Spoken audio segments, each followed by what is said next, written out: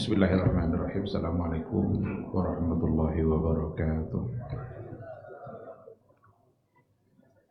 Innal hamdalillah nahmaduhu wa nasta'inuhu wa nastaghfiruh wa na'udzu billahi min shururi anfusina wa min sayyiati a'malina. May yahdihillahu fala mudilla lahu wa may yudlilhu falan tajida lahu waliyyan mursyida. Asyhadu an la ilaha illallah wahdahu la syarika lah wa asyhadu anna Muhammadan abduhu wa rasuluhu la nabiyya wa la rasula ba'da. Ikhwati fillah, hadirin hadirat kaum muslimin dan muslimat yang dimuliakan Allah. Mari kita awali kajian kita dengan bersyukur kepada Allah Subhanahu wa ta'ala, satu-satunya zat tempat kita mengadu, satu-satunya zat yang pantas untuk kita syukuri, satu-satunya zat yang pantas untuk selalu kita sebut-sebut dan kita ingat. Dialah yang memberikan segala-galanya dalam kehidupan kita, dan kita tidak bisa lepas dari Dia. Semua bentuk kebutuhan kita Dia sediakan. Semua bentuk kebutuhan kita datang dari Dia. Dan hanya Dia yang bisa memberikan itu. Kita ingin sehat, Dia yang memberikan. Kita ingin rezeki, Dialah yang Maha Pemberi rezeki. Kita ingin diterima taubat, Dia pula yang Maha Penerima taubat. Segala bentuk kebaikan ada pada Allah. Oleh karena itu pantas kita memuji, pantas kita bersyukur kepadanya. Mudah-mudahan ungkapan syukur yang selalu kita ucapkan membuat kita semakin sadar bahwa kita ini benar-benar adalah makhluk yang lemah, yang tidak bisa berbuat apa-apa tanpa izin dan kehendak dari Allah Subhanahu wa ta'ala. Hadirnya kita pada majelis ilmu malam hari ini itu hanyalah karena Allah yang memudahkan. Kita bisa beribadah secara sempurna, tegak dalam sholat, itu hanya karena Allah yang mengizinkan. Maka tiada alasan untuk tidak bersyukur dan tidak ada alasan untuk tidak memuji Allah Subhanahu wa ta'ala. Mudah-mudahan limpahan nikmat dan karunia Allah selalu tercurah seiring dengan ungkapan syukur yang selalu kita ucapkan. Sama-sama kita juga harus memperbanyak ungkapan salawat dan salam untuk Rasul kita yang mulia Nabi Muhammad sallallahu alaihi wasallam. Allahumma salli ala Muhammad wa ala ali Muhammad. Kehadiran beliau juga adalah nikmat dari Allah. Dengan hadirnya beliaulah kita bisa tahu bagaimana cara mengisi kehidupan ini secara baik. Kalaulah beliau tidak diutus oleh Allah, kabur dalam pandangan kita mana yang halal, mana yang haram. Sedangkan datang diutus saja Dia, mungkin masih sebahagian, masih samar-samar mana yang halal, mana yang haram. Tapi kalaulah seandainya kita tundukkan hati kita, kita berikan ketaatan kita kepada Allah dan Rasulnya, maka insya Allah semuanya sudah jelas. Mana yang baik, mana yang buruk, mana yang harus kita laksanakan, mana yang harus kita tinggalkan. Kalaulah kita dengan hati yang bersih benar-benar menuju Allah Subhanahu wa ta'ala, maka semuanya akan sudah jelas. Tinggal kita lagi yang harus mentaatinya. Bahkan Rasul sendiri mengatakan, taraktukum ala al-mahajjatil bayda lailuha kanahariha. Aku tinggalkan kalian di atas al-mahajjatil bayda, jalan yang sangat terang. Lailuha kanahariha, malamnya sama dengan siang. Biasanya kalau malam gelap. Tapi ketika Nabi mengatakan malamnya saja sama dengan siang, berarti tidak ada lagi sisi-sisi yang gelap, tidak ada lagi hal yang samar, tidak ada lagi hal-hal yang tidak jelas, semuanya terang benderang. Mudah-mudahan Allah Subhanahu wa taala memudahkan kita untuk istiqamah berada di naungan cahaya sunnah yang telah disampaikan oleh Rasulullah sallallahu alaihi wasallam sampai akhir hayat nanti. Dan itulah jalan keselamatan.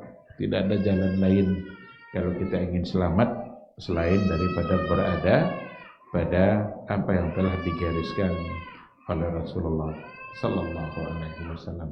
Mudah-mudahan di hari mahsyar kita semua bisa mendapatkan syafaat dan pertolongan dari beliau, tentu saja atas izin Allah Subhanahu wa taala. Amin amin ya rabbal alamin. Ikhwati fillah, ma'asyiral hadirin wal hadirat rahimani Allah wa iyyakum. Kembali pada malam hari ini kita akan melanjutkan kajian sirah nabawiyah, mencoba untuk menggali hikmah, pelajaran, ibrah yang ada di balik perjalanan sejarah kehidupan Rasulullah sallallahu alaihi wasallam. Yang terakhir yang sudah kita bahas adalah peristiwa di mana Rasulullah sallallahu alaihi wasallam disusui oleh Halimah As-Sa'diyah Bani Sa'ad, dan pada akhirnya ketika habis masa kesepakatan, Halimah bersama suaminya kembali ke Mekah, tidak untuk mengembalikan, tapi meminta agar tetap bersama kami. Masa menyusuinya sudah selesai. Biasanya kalau selesai masa menyusui tentu dikembalikan. Tapi dia datang ke Mekah meminta izin agar kontraknya diperpanjang, agar yang namanya Muhammad tetap bersama kami. Kenapa itu yang diinginkan oleh keluarga Halimah As-Sa'diyah? Dikarenakan oleh keberkahan demi keberkahan yang tak pernah putus selama keberadaan Muhammad kecil di rumah mereka. Kebun-kebun yang kering menjadi subur, kambing-kambing yang kurus menjadi gemuk, yang tidak ada susu banyak susunya. Pokoknya mengherankan orang-orang lain. Itu sebabnya. Tapi pada akhirnya terjadilah satu peristiwa di mana tiba-tiba Halimah mendengar anaknya dari belakang, di kebunnya di belakang, dia bilang, Muhammad kutil, Muhammad kutil, Muhammad dibunuh orang, Muhammad dibunuh orang. Kagetlah Halimah, tergopoh-gopoh pergi ke belakang. Ada apa? Ada apa? Ternyata mereka melihat, karena mereka lagi bermain-main ini di kebun di bagian belakangnya, melihat bahwa Nabi Muhammad ada seseorang yang datang lalu dadanya dibelah. Itulah peristiwa syaqqus sadri, pembelahan dada. Karena pembelahan dada Nabi Muhammad SAW itu terjadi dua kali. Pertama ketika dia masih kecil, yang kedua nanti sebelum dia diisra dan dimi'rajkan. Melihat seperti itu datanglah ketakutan Halimah.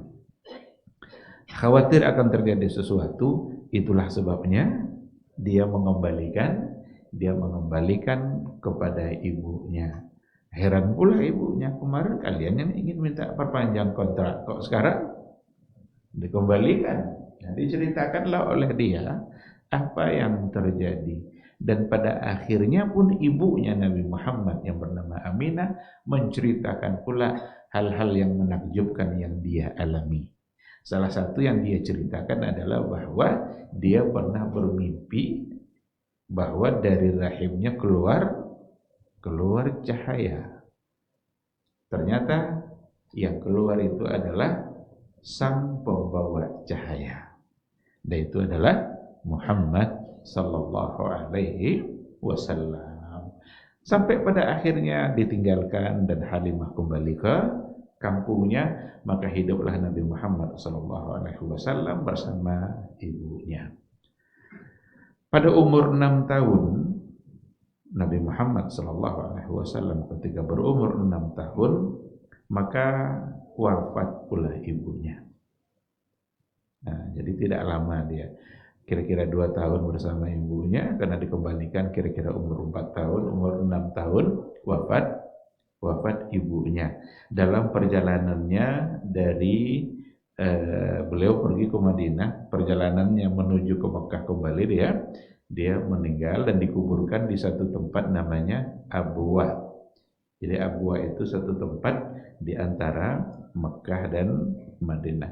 Sudahlah bapaknya meninggal ketika masih dalam rahim, pada umur 6 tahun meninggal pula ibunya. Berarti beliau adalah yatim piatu. Kita membahasakannya yatim piatu. Tapi pelajaran besar yang harus diambil adalah bahwa keberadaan seseorang yatim piatu tidaklah menghalangi dia untuk menjadi orang yang sukses. Tidaklah menghalangi dia untuk menjadi orang yang benar-benar diridhai oleh Allah Subhanahu wa taala. Oleh karena itu tidak ada sesuatu yang harus disesali. Tidak ada sesuatu yang harus ditangisi. Oh, saya yatim, Nabi yatim. Oh, saya piatu, yatim piatu. Nabi pun ternyata yatim piatu. Dan ternyata itu pula lah yang membuat atau melatih diri Nabi Muhammad SAW untuk menjadi orang yang benar-benar mandiri, ditempah untuk menjadi orang yang mampu dalam menyelesaikan masalah dan dalam menghadapi berbagai masalah. Jadi tidak cengeng dia. Banyak orang-orang yang ayahnya masih ada, ibunya masih ada, justru jadi anak yang cengeng dia. Segala-galanya diambil alih oleh ayah dan oleh ibunya. Bahkan yang seharusnya oleh dia sendiri, tapi karena ayah ibu terlalu sayang kepada anaknya, maka masih saja dikerjakan oleh ayah dan oleh ibunya. Dan pada akhirnya ketika dia sudah dewasa, dia agak kebingungan untuk menghadapi berbagai persoalan, karena selama ini diselesaikan oleh orang tua. Tapi Nabi Muhammad SAW ternyata memang ditarbiyah oleh Allah dengan cara seperti itu. Gak boleh jadi anak yang cengeng, tapi jadilah anak yang mandiri, karena pada akhirnya nanti kamu akan memegang sebuah amanah besar, yaitu membawa risalatul Islam. Ketika meninggal ibunya, maka diambil alihlah oleh kakeknya yang bernama Abdul Muttalib. Pemeliharaan berada di bawah pengasuhan kakeknya Abdul Muttalib dan sangat disayangi. Bahkan beliau lebih sayang kepada Nabi Muhammad, cucunya itu, daripada kepada anaknya sendiri. Dikatakan dalam satu riwayat, Abdul Muttalib itu punya kursi khusus di samping Ka'bah. Tidak akan ada orang yang berani duduk di situ selain dia. Anaknya pun tidak berani. Satu ketika, pada saat Nabi Muhammad SAW sudah berada di bawah asuhan dia yang masih kecil itu diam-diam naik ke kursi atunya. Ini kursi kebesaran ini. Anak-anaknya ingin mencoba untuk mencegah. Jangan. Itu kursi khusus hanya untuk kakek Abdul Muttalib. Tapi ketika anak-anaknya mencegah, Abdul Muttalib malah melarang, biarkan dia duduk di situ. Innahu lahu sya'nun. Kira-kira begitu ungkapan. Sesungguhnya dia punya sesuatu yang memang pantas untuk duduk di situ. Jadi itu sebenarnya juga merupakan isyarat dari kenabian bahwa dia nanti akan menjadi orang besar, akan menjadi orang yang memang terpandang. Karena yang duduk di situ memang orang-orang yang terpandang. Anak-anaknya saja tidak ada yang berani untuk duduk di situ. Maka wajar kalau mereka mencegah. Tapi ketika mereka mencegah, justru Abdul Muttalib melarang anak-anaknya dan membiarkan untuk dia Nabi Muhammad duduk di atas kursi kebesaran itu. Dan ketika sebentar berpisah saja dengan Nabi Muhammad, itu ada rasa khawatir Abdul Muthalib. Satu ketika Abdul Muthalib menyuruh Nabi Muhammad untuk keluar sambil mencari onta, karena ada yang hilang. Baru saja berpisah, tapi dia merasa ada kekhawatiran. Ketika Nabi Muhammad pulang, falamma raja'a Nabi wa ja'a bil ibil. Nah, ketika Nabi Muhammad sudah pulang sambil membawa onta tadi itu, langsung dia bilang, ya bunai, wahai anakku. Nah, jadi istilah anak itu bisa untuk anak yang memang anak dari seorang ayah atau cucu bagi seorang kakek. Istilah anak. Sama dan istilah bapak. Bapak kalau kata abun itu bisa untuk ayah, bisa untuk kakek. Beda dengan kata walid. Kalau walid itu memang adalah untuk ayah kandung. Maka dalam doa kita, Allahumma ghfirli wali walidayya. Allahumma ghfirli wali walidayya. Berarti itu adalah untuk ayah kandung. Maka Abdul Muthalib bilang, ya bunai, laqad hazintu 'alaika kal mar'ah. Sungguh saya sedih seperti seorang perempuan. Karena perempuan yang biasa kalau seorang ibu sangat sedih kalau berpisah, padahal tidak pula lama-lama itu berpisahnya. Hanya pergi sebentar keluar untuk mencari apa, tapi dia sudah merasa sudah lama. Laqad hazintu 'alaika kal mar'ah. Sungguh saya sedih atas kamu sebagaimana seorang perempuan. Huznan la yufariquni abadan.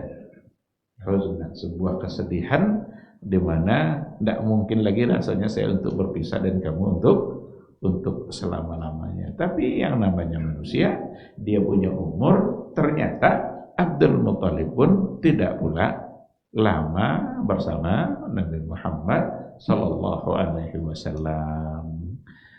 Umur 8 tahun maka wafat pula datuknya.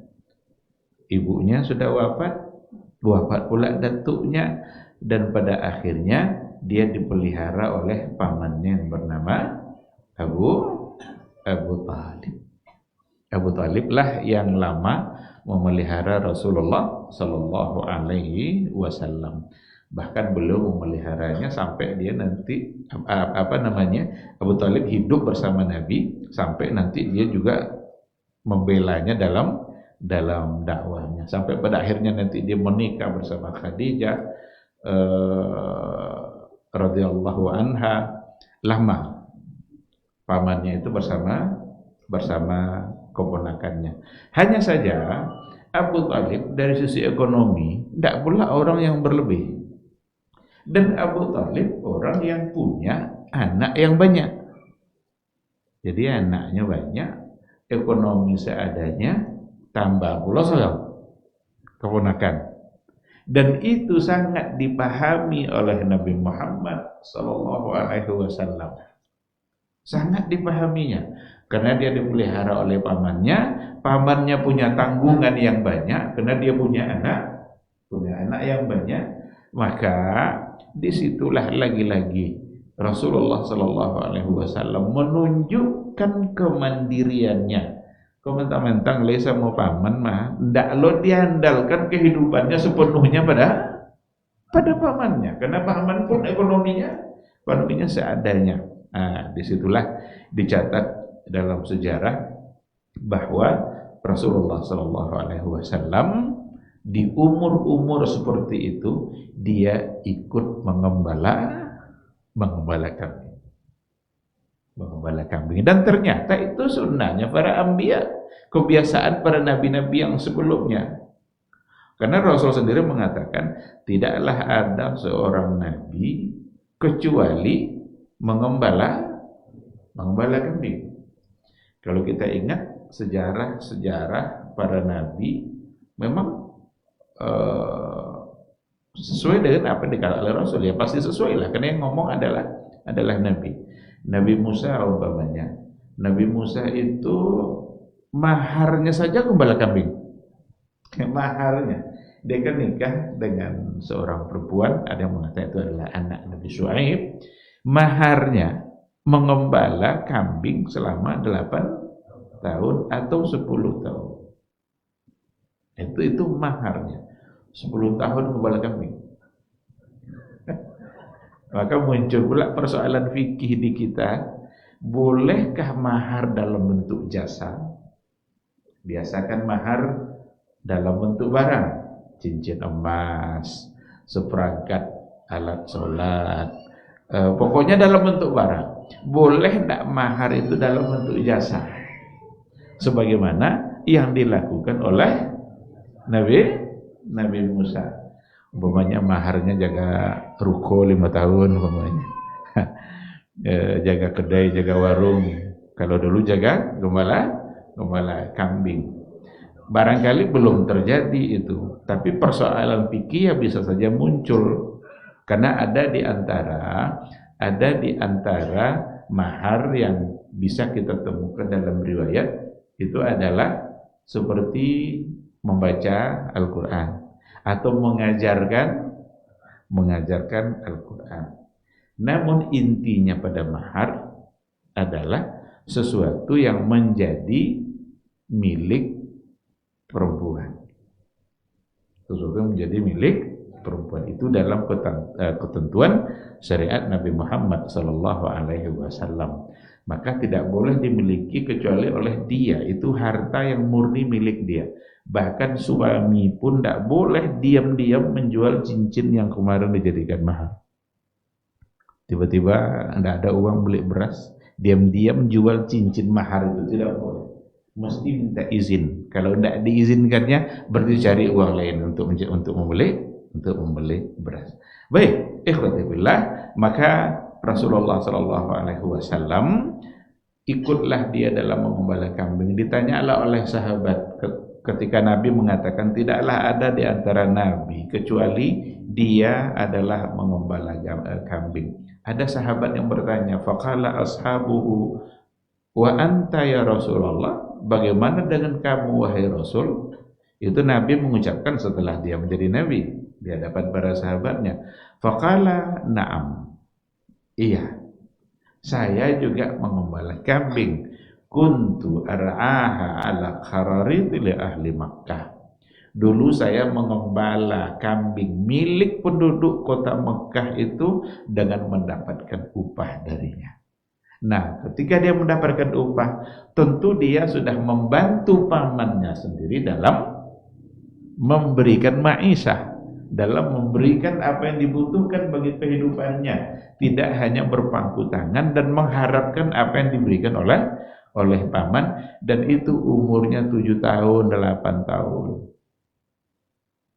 Ini kemandirian yang luar biasa, yang barangkali sulit untuk kita temukan pada hari ini. Umur 7 tahun, 8 tahun punya kemandirian dalam mendapatkan ma'isyah, dalam mendapatkan sesuatu yang diperlukan bagi kehidupan dia.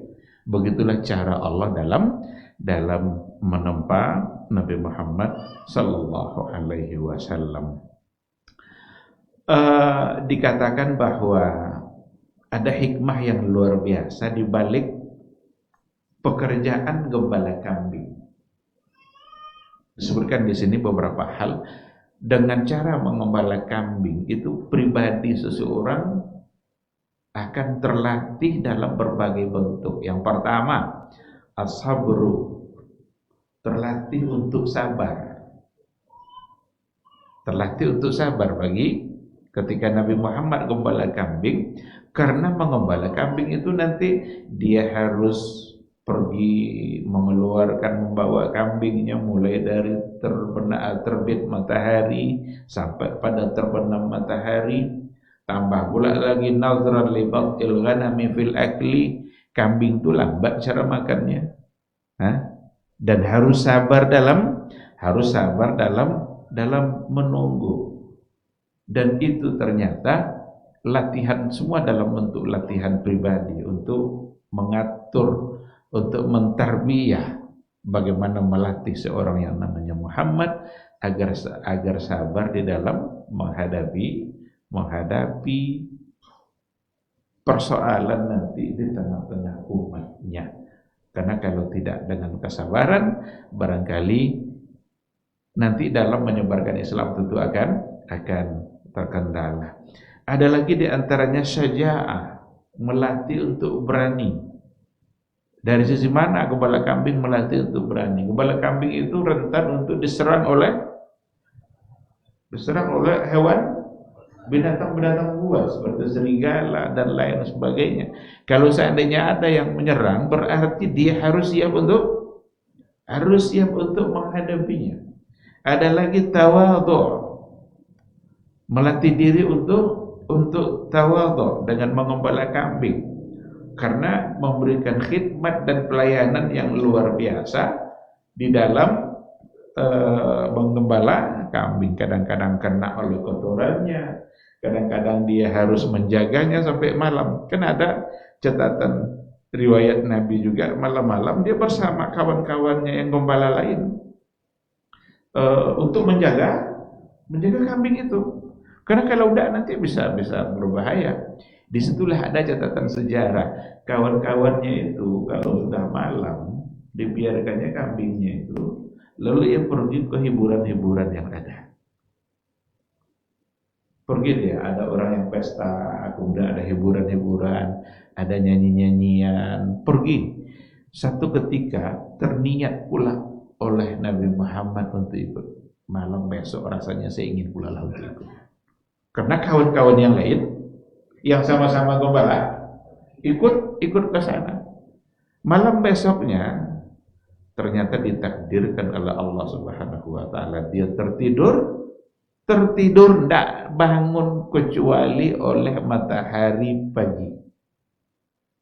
Ketika matahari sudah pagi, sudah terbit matahari di pagi hari, itulah yang membangunkan dia. Akhirnya terbebas dari mengikuti hal-hal yang memang di dalamnya ada banyak unsur dosanya. Nah, oleh karena itu Allah Subhanahu wa taala memang menjaga nabi kita dari semua bentuk hal-hal yang salah. Dan Nabi juga ketika dia sudah menikah dengan Khadijah, dia juga bilang sama Khadijah, ya Khadijah, sungguh saya tidak pernah melakukan hal-hal yang ini, dan di antara yang dia sebut, tidak pernah saya menyembah Lata, tidak pernah meminum khamar, tidak pernah berzina, tidak pernah mencuri, tidak pernah melakukan berbagai macam bentuk kemaksiatan. Karena memang dia terpelihara, terjaga. Seorang nabi yang akan membawa risalah besar, maka dipelihara oleh Allah Subhanahu wa ta'ala. Karena sudah seperti itu, besoknya dia tidak punya niat apa-apa lagi. Hanya sekali itu ada terlintas untuk ikut, karena kawan-kawannya pada ikut. Nah, di sini juga pelajaran besar, kawan itu memang sangat menentukan. Al-mar'u ala dini khalili. Itu hadis Nabi. Seseorang itu agamanya ditentukan oleh siapa kawannya. Falyanzur ahadukum man yukhalilu. Maka hendaklah kalian melihat dengan siapa kalian berkawan. Kenapa tadi ada niat untuk ikut? Karena kawannya pada ikut. Seandainya kawan-kawan ini tidak ikut, mungkin tidak akan ada terlintas. Al-mar'u ala dini khalil. Seseorang agamanya ditentukan dengan siapa dia berkawan. Nah, oleh karena itu, agar agama kita tetap terpelihara, memang harus kita jaga dengan siapa kita bersahabat. Dan kata sahabat itu sebenarnya bukan kata teman biasa. Karena ada sahabat, ada orang yang sekedar kita kenal.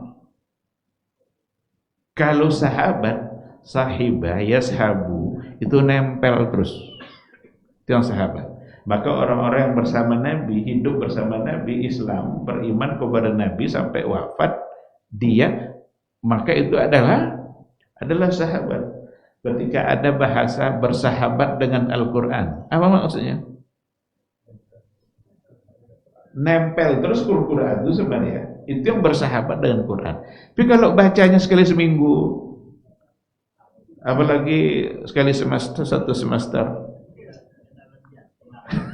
itu kenal-kenal apa ya ibunya kan?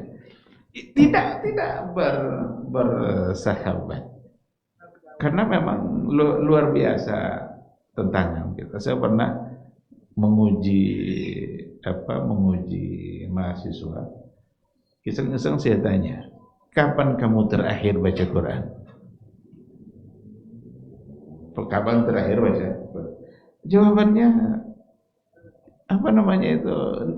sangat tidak diharapkan. Kalau nggak salah jawabannya Ramadan kemarin. Padahal itu kan satu hal yang gimana mau dibilang bersahabat dengan Quran kalau seandainya tidak selalu bersama Quran. Maka kata Khalil itu lebih dalam lagi daripada sahabat. Maka Ibrahim Khalilullah. Ibrahim itu Khalilnya Allah. Maka falyanzur ahadukum man yukhalilu. Masuk waktu. Ya. Baik, ikhwati fillah, kita sambung insyaallah setelah kita jawab suara Anda.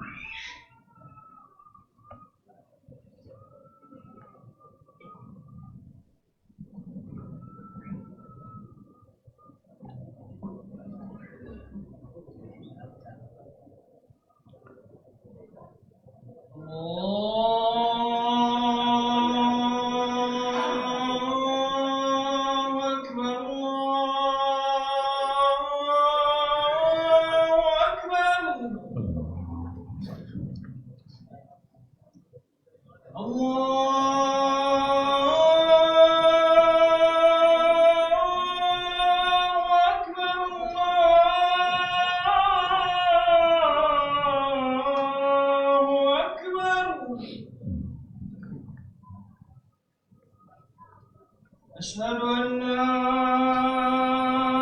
إله إلا الله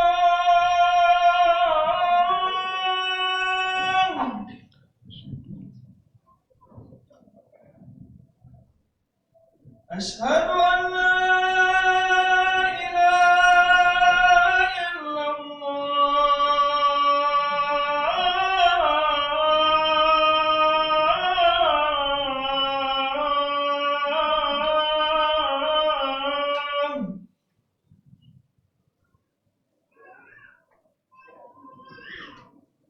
أشهد أن محمدا رسول الله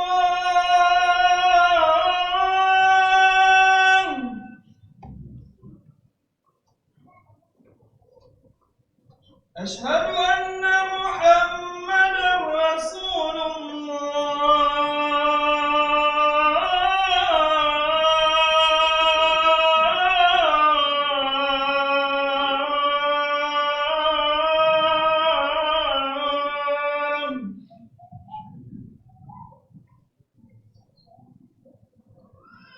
حي على الصلاة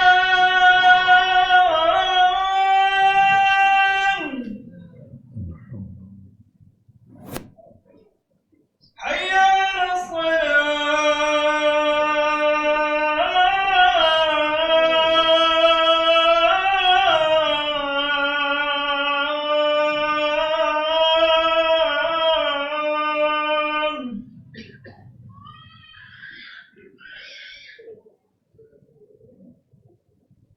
حي على الفلاح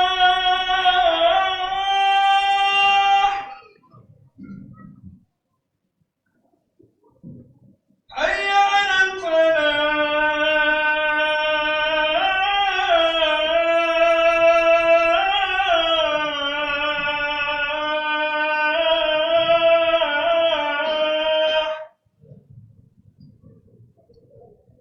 الله أكبر الله أكبر لا إله إلا الله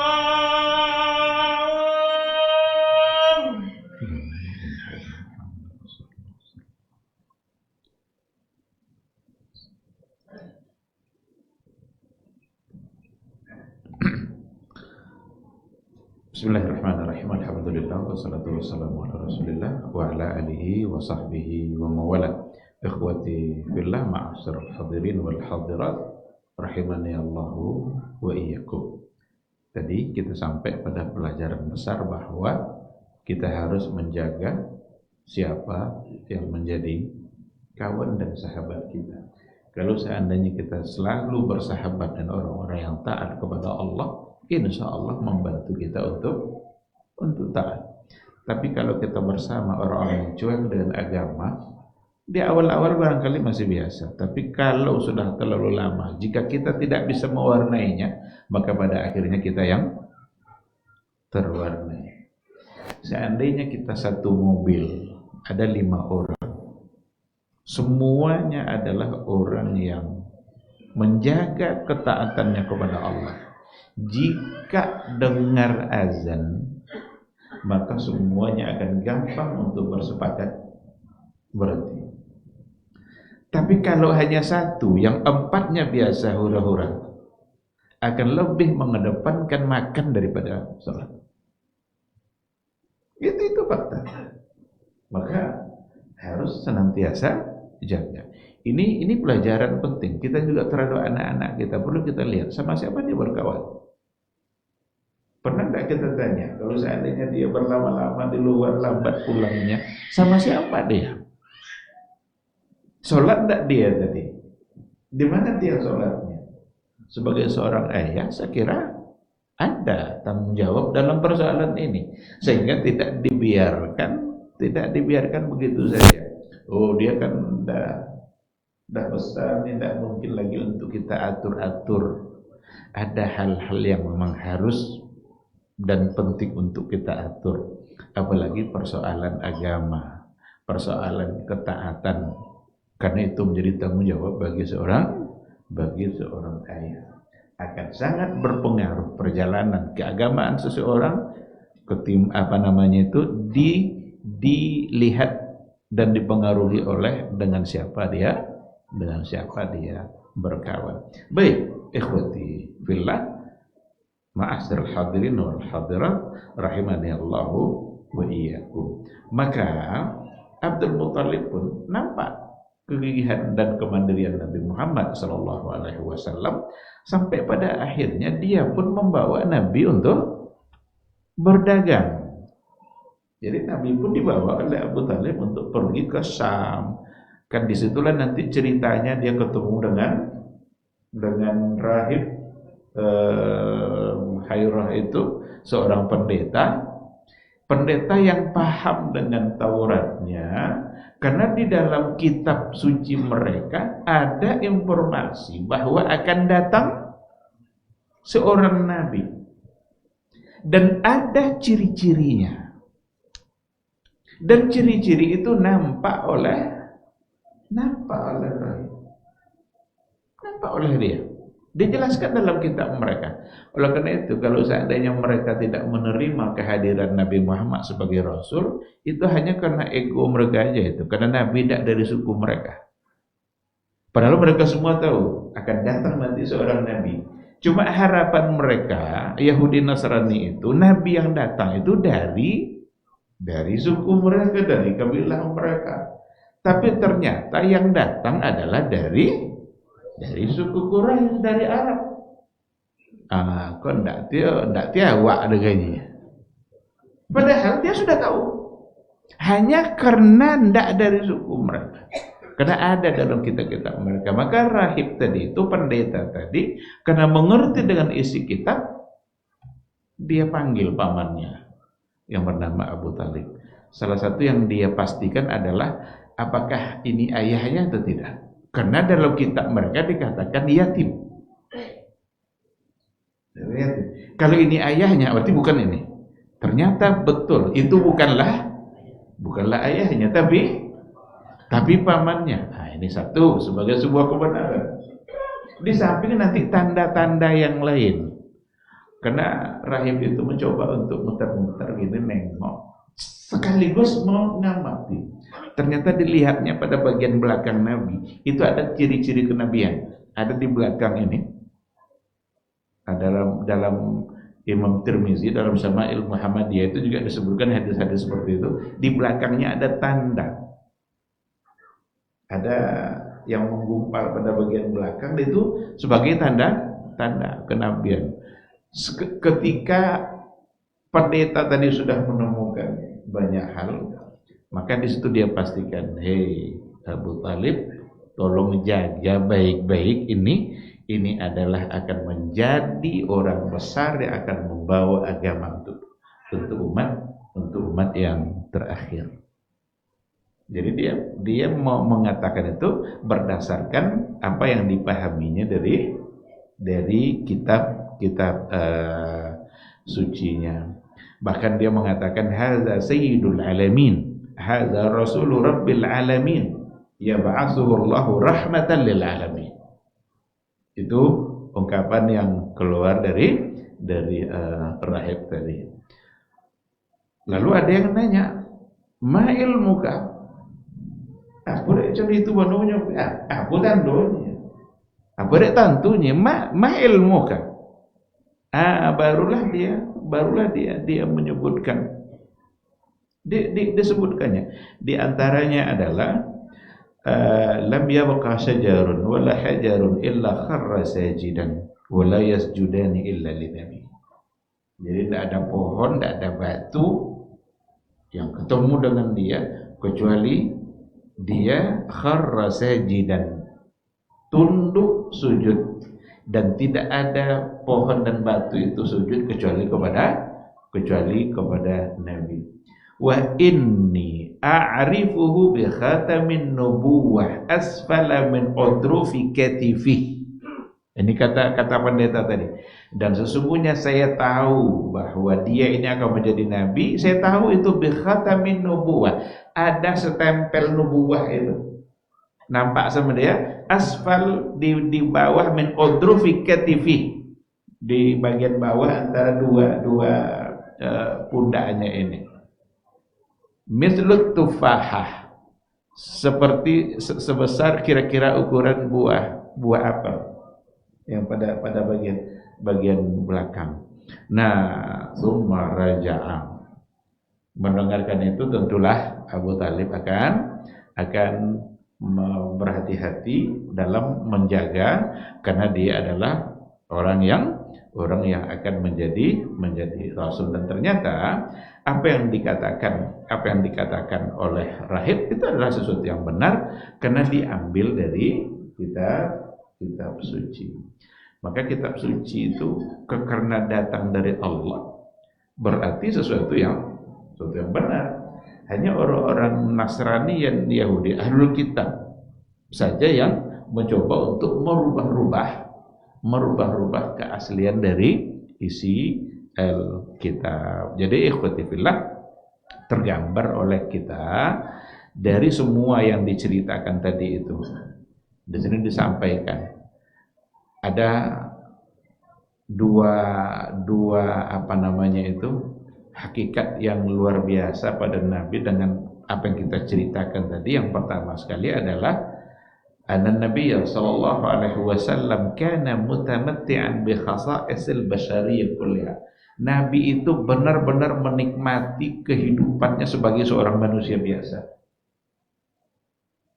Sangat menikmati. Artinya, dia sebagai seorang manusia biasa terjadi padanya apa yang terjadi pada manusia biasa. Ada miskin, ada kaya. Dia kebetulan lahir di tengah-tengah keluarga yang miskin, artinya tidak banyak harta. Cuma yang banyak adalah keberkahan. Sementara orang-orang lain yang barangkali bisa saja hidup dengan kemewahannya, tapi Nabi kita tidak. Tetapi dia sangat menikmati kehidupannya. Dia gembala kambing, dia mau pergi berdagang, dia hidup bersama pamannya. Semua itu adalah khasa'is basyariyah.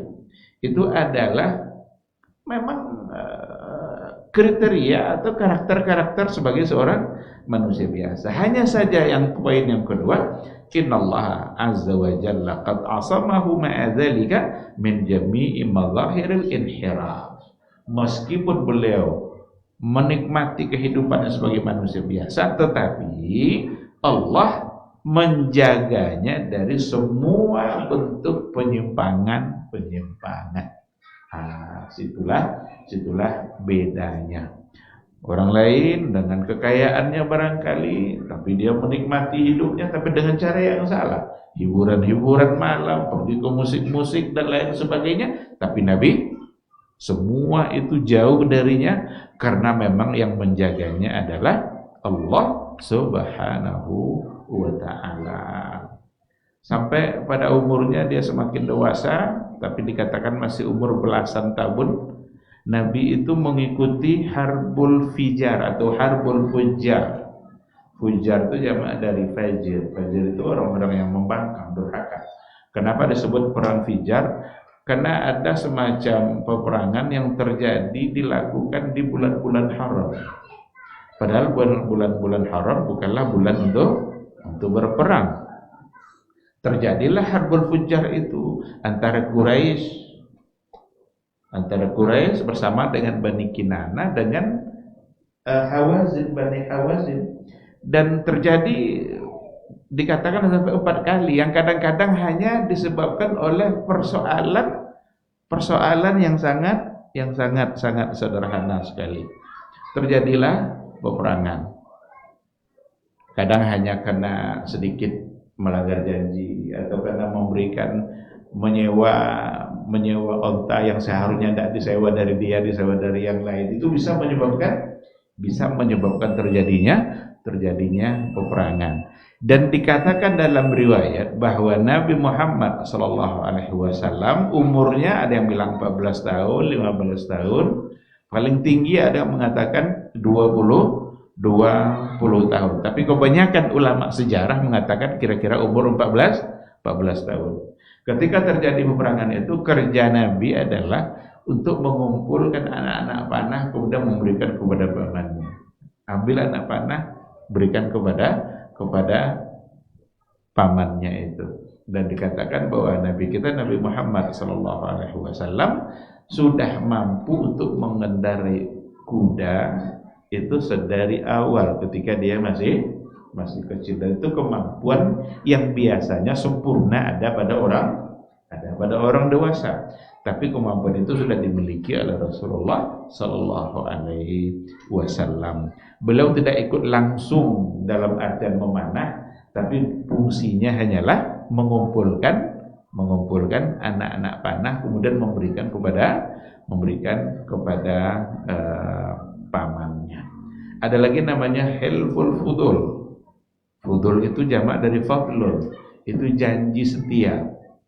Karena terjadinya harbul fujar itu di antara orang-orang Mekah itu sendiri, antara Quraisy, Kinana, Hawazin, itu orang Mekah, itu akan melemahkan orang Mekah sendiri. Muncullah pemikiran dari orang-orang yang akalnya masih sehat. Ini kalau begini terus, ini masyarakat Mekah nanti tidak akan menjadi baik. Muncullah keinginan untuk berjanji setia membela siapapun yang terzalimi. Siapapun yang terzalimi di antara kita, maka wajib untuk dibela. Itulah yang disebut dengan hilful fudul, perjanjian damai, perjanjian kebaikan.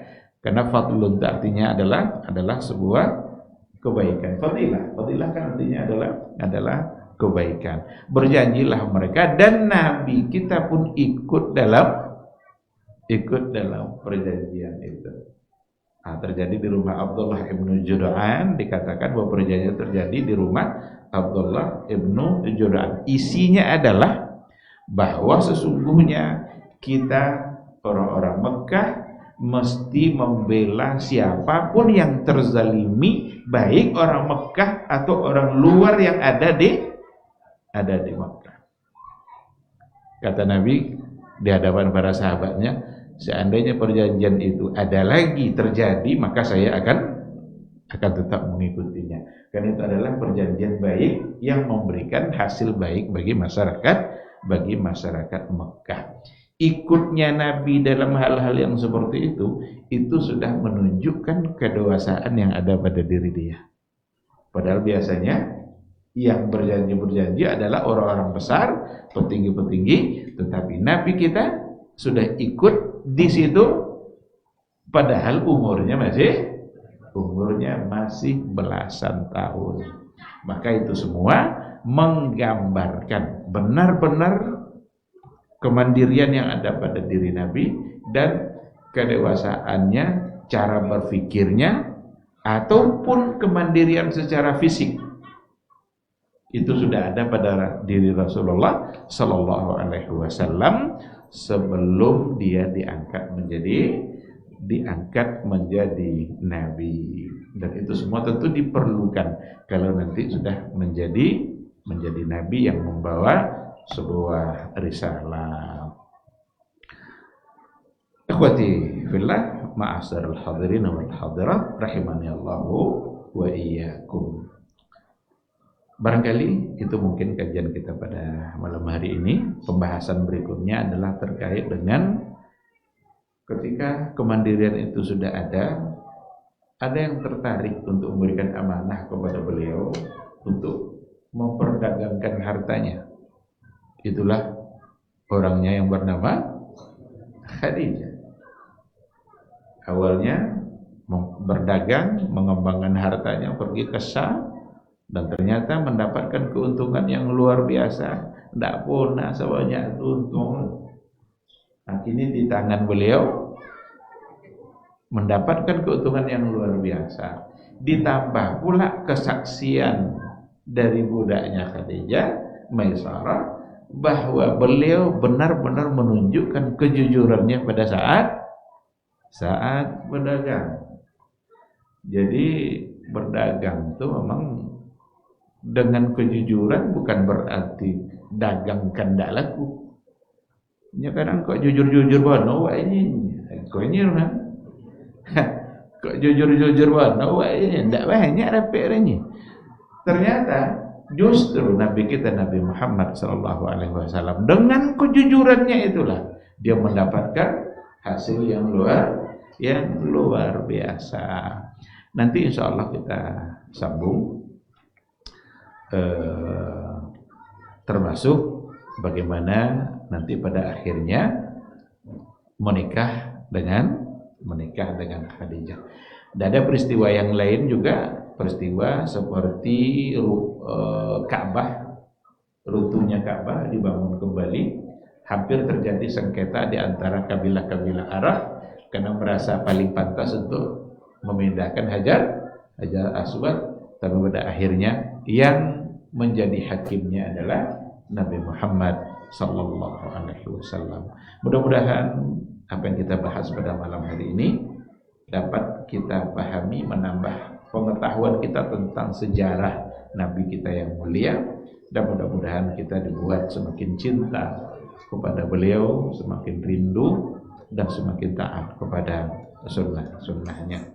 Demikian, terima kasih. Kita tutup dengan doa kafaratul majelis. Subhanakallahumma wa bihamdika asyhadu an la ilaha illa anta astaghfiruka wa atubu ilaik. Wassalamualaikum warahmatullahi wabarakatuh.